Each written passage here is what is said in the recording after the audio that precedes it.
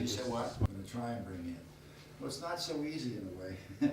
Like what? The people who play with them are not negative. They hate the, you know, the Ken Burns thing that put him down, so to speak. You know. And, Oh, yeah, well, the people who play with them, they learned a lot, so no matter what he dished out. right. But They then would to be go able to on, take- then I thought of you because I knew I read that you were interested and influenced by Miles, or maybe conceptually interested. I don't know about specific music. And then I thought of, because you were at the Isle of Wight, you love him and his music, and he came on after you, and in a way he got a receptive audience because of your being able to turn the audience around. So all that entered into my mind. That's why I asked you to do this. So you want some emphasis on this particular day? Well, I want to start with that, but then I want really your feelings about innovation and his feelings about innovation, how it relates to you. And if there's any illustrations, I have another. I want to tell you the story of Miles the fish. You know, I mean, I'm a storyteller, you know, like, we can talk esoteric stuff, that's maybe Right, what right. you want, but I have a great story. Oh, yeah. I've got a few, the ones, I hadn't even told you the great, those are the stories the ones I told you, those are the ones I shouldn't tell. You know, but I saved the ones that I should. You can tell anything, but here's the other part of... Well, those make people a little squeamish, you know. Nah, that's all right. But also, what I want to do, the reason for wanting music, if I can get it from the interviewees, is that I'd like to make it not so pedantic a film, but a musical experience to illustrate the change. So whoever has some kind of thought about that, like the sidemen, would play pieces, you know, not full compositions, but ideas, and I would use that as bridges to go back and forth. And the white, by the way, is because it takes you out of the reality. It's easy I'll to go cut. from the festival to you sitting here in white. It's really easy to cut, you know, a subject in the middle of a white Right. screen too. It's great for dissolves and stuff. Yeah, that So makes that's sense. what I'm doing. If that I'm sounds fine. okay. So anyway, maybe we should start by your telling me, by your starting with your feelings about the festival and your appearance there. Oh, you want me to talk about myself? Yeah, both, you know, about the festival itself and... Okay.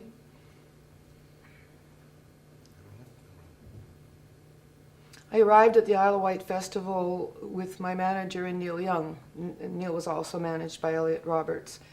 And for the occasion, Neil Young had rented an old red Rolls Royce that was really a horseless carriage. It had a driver sitting outside with everything but the reins. And it was flamboyant.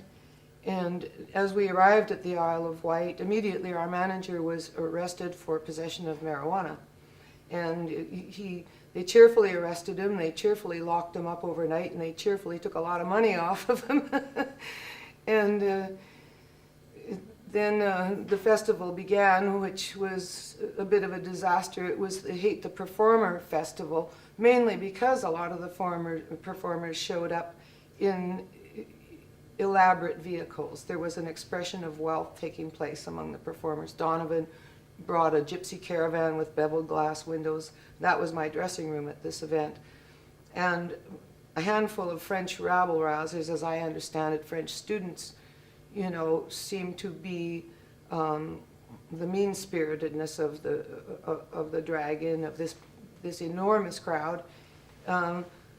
They convinced many people that we had all sold out.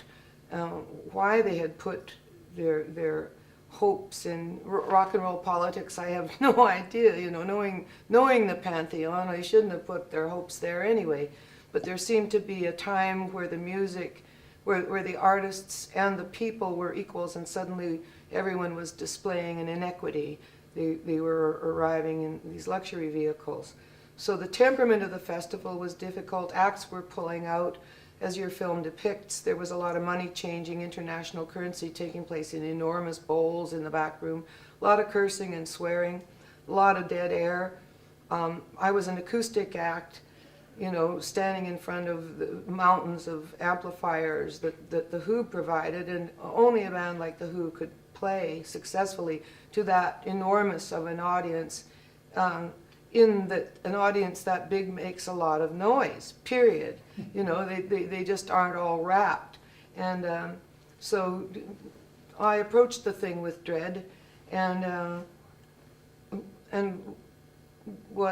had chosen to come on late at night when it was dark so that I couldn't really see any disturbances, and with a hope that they would be quiet enough that I could hear myself. I was supposed to go on at night. My manager was off someplace with a JONI clone, this young girl who had gone out and bought clothes and was dressed like my identical twin. He was off somewhere with her, and I was sitting in Donovan's trailer when the promoters came back and begged me to go on in the middle of the afternoon. Acts had pulled out, the audience was hostile, you know, and I said faintly, no, I don't go on till 9 o'clock. You know, they begged and pleaded, said, Joan, we have no one to go on. And I thought, oh dear, that's even worse. You got a hostile audience and they're clamoring, you know, to be thrown some meat, you know, like, so I again faintly said no, and eventually was railroaded. I acquiesced to be cooperative. I have a feminine cooperative streak, so reluctantly I said okay, and they fed me to the beast. And as I stepped onto the stage, there were heads along the apron, international reporters, and they began to call at me, Joni, give us a smile for England, give us a smile for France, give us a smile for Holland. So there was this cacophony of heads along the apron as I came out. And it made me a little nervous. I began to sing, and to my right and about 5 rows back, a guy flipped out on, I guess, what was acid, some kind of bad drug. He came out of the audience like a fish out of water, and making a sound like the damned, a low bellow came out of him, and it disturbed everybody immediately around him. And from that vantage point, you could see the ripples of that disturbance travel quickly to the back, even though I don't suppose that the ripples knew why they were rippling, you know, but it moved so fast, and people began to stand up all over in this crowd of, what was it, 600,000 people, something like that, enormous, bigger than a football field, surrounded by a fence that had been a point of contention for days. You'd be nice to the fence, and they were painting, you know, obscenities and swastikas and things on it and trying to tear it down. So there was this sense that the artists had all sold out, that the fence was preventing the music from being free, which is a concept I've never understood, you know. Business is business. Shoes aren't free, you know. Tobacco is not free. Why should music be free? But this display of wealth, I guess, was the point of contention. Anyway, as the audience began to ripple, many people were seated, thousands and thousands of, hundreds of thousands of people, seated packed tightly together, and people began to pop up like mushrooms all over the audience and stand and push forward. So there was a sense that people would be trampled because of the inequity of the movement.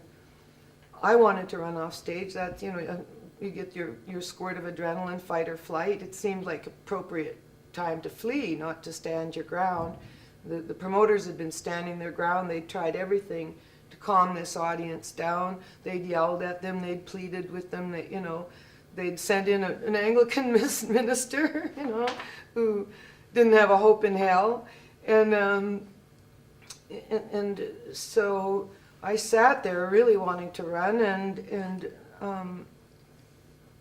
but feeling that I couldn't, and trying desperately to find something to latch on to say.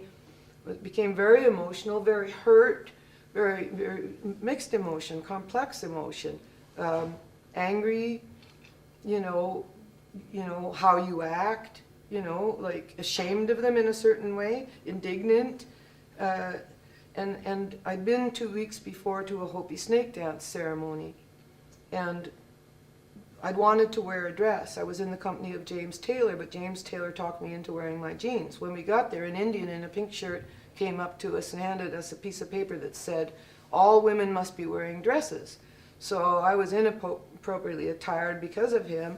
He then got very sad about that and self-apologized to me and got very passive. Well, we went in to see this ceremony when the same Indian appeared in the ring and said, you know, would all of the white people please, the tourists he called us, would all of the tourists please push back and let our native people have the best seats? So James was very passive, and I was very passive, being dressed inappropriately. And we got shoved down this corridors where we couldn't see anything. Finally, we got shoved out, you know, to the kivas where these antelope priests were emerging from the ground. Now, I didn't know what they had been doing down there until later. They had been down in the ground hosting a variety of snakes, both poisonous and non-poisonous, for several days. You know, and they were going to dance with these snakes in this ceremony in all earnestness to make it rain. As they came out of the ground, I noticed that they had the same haircut that I had, bangs and straight hair. So I said to James, "It's okay, James, I'm one of them." I said this before I noticed that they had fists full of snakes. I'm snake phobic. Now, I knew I was going to see them dancing with snakes, but now I'd identified with these guys, and there they were with these fists full of snakes. So they went into the arena and disappeared. James stayed outside, never saw the event, but I had to see the show, and I climbed a ladder onto a rooftop. Well, on the top of the roof, the people were 3 rows deep, and I ended up on a tippy stone, and standing on my tiptoes on a big slab of slate, I rocked forward and fell against a man in front of me who turned around indignantly, and then, for some reason, either out of recognition or whatever, he turned around annoyed and his face softened, and he let me lean on him, otherwise I wouldn't have seen a thing. In the course of the ceremony, they danced tandemly, with the front dancer with a snake in his teeth. And my guys, the guys that I identified with the bangs, the lightning priests, were lined up at one end, and they were the band. Now, in the course of the ceremony, one guy got bit in the cheek by a snake, and one sidewinder, the moment the snake was placed on the ground after having been danced with, a referee of sorts would come and pick it up in a circular motion and slide up to the head so it couldn't bite him, and stroke the coils so that it couldn't coil around him, and return it to an aspen lean-to. One snake, it went like a, you know those old-fashioned Christmas candies that are many colors and kind of coiled real tight?